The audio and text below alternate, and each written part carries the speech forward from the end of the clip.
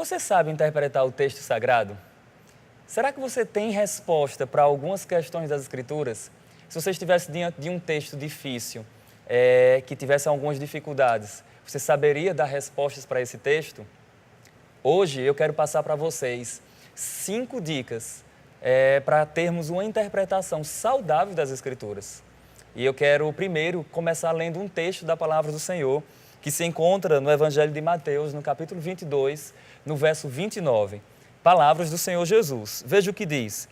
Jesus, porém, lhes respondeu: errais, não compreendendo as Escrituras, nem o poder de Deus. Então, queridos, existe uma importância muito grande em compreendermos, em entendermos as Sagradas Escrituras e também o poder de Deus. A palavra do Senhor nos diz que o povo de Deus padece porque falta conhecimento. Nós precisamos crescer em graça, mas nós precisamos crescer também em conhecimento da palavra do Senhor. Sendo assim, eu quero apresentar para vocês 5 dicas para que você tenha uma interpretação saudável das Escrituras. A primeira dica: Deus inspirou homens a escrever a Sagrada Escritura. Ele transmitiu sua revelação aos homens. Logo, é sua vontade que tenhamos a correta compreensão do que nos foi dito, através da sua palavra. Deus fala com um sotaque humano.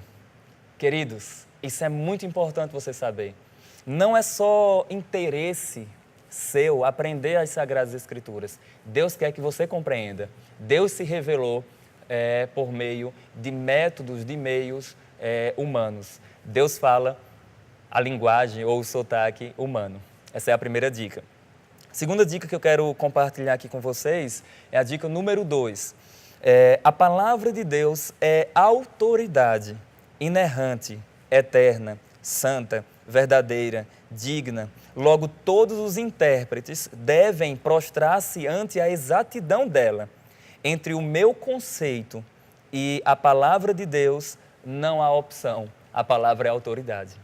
Então, nós precisamos ter em mente, quando nós estivermos diante de um texto sagrado, a palavra é inerrante, é eterna, é santa, é verdadeira. Assim como Deus que inspirou essa palavra também é verdadeiro, é santo e é eterno.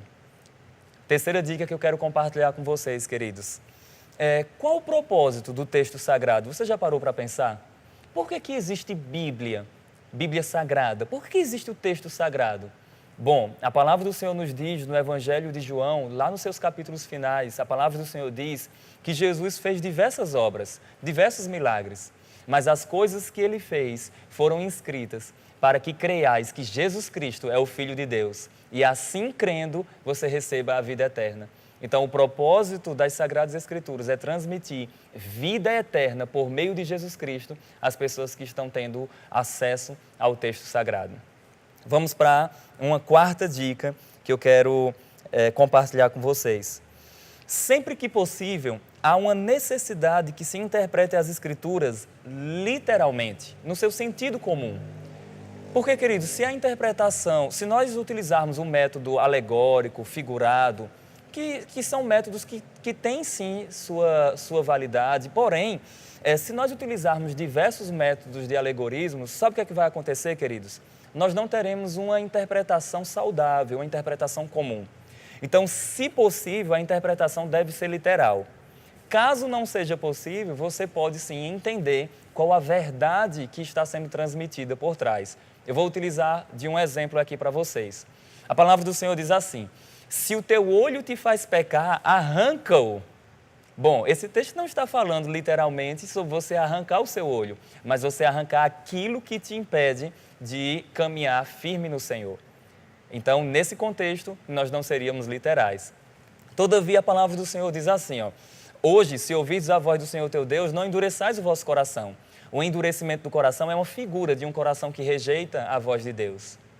Agora, se nós estivermos diante de um texto em que a Bíblia fala assim: os que roubavam, não roubem mais. Os que matavam, não matem mais. Antes, trabalhe, servindo ao Senhor para ter com que se sustentar e ajudar os seus irmãos. Isso não é simbólico, isso não é alegórico, isso é literal, queridos. Nós precisamos trabalhar mesmo e nós precisamos não mentir mesmo. Amém? E por fim, eu quero compartilhar aqui com vocês, queridos, o que eu considero uma das dicas principais. uma das dicas principais é sobre interpretação de parábolas. Quando a gente está diante de uma parábola, qual deve ser o nosso entendimento para interpretarmos uma parábola? Bom, eu quero compartilhar aqui com vocês o seguinte entendimento. É necessário, para se interpretar uma parábola, entender que toda parábola existe um questionamento por trás. Toda parábola está respondendo um questionamento, ou feito por outras pessoas, ou também por aquela pessoa que está falando, num recurso didático para ficar de melhor compreensão. Vou dar um exemplo para vocês. A palavra do Senhor vai falar sobre quem é o meu próximo. E aí Jesus, para responder quem é o próximo, ele vai falar sobre a parábola do bom samaritano.